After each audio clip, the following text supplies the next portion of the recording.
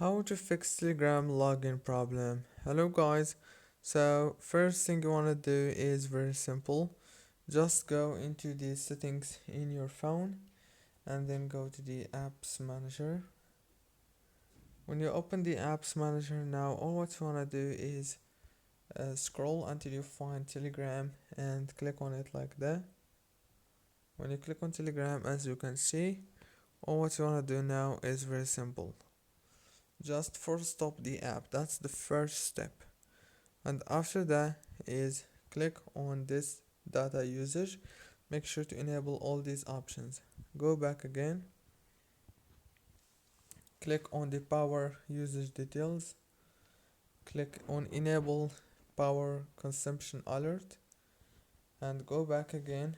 Turn off your phone and turn it on again, and the problem must be solved. Don't forget to like and subscribe.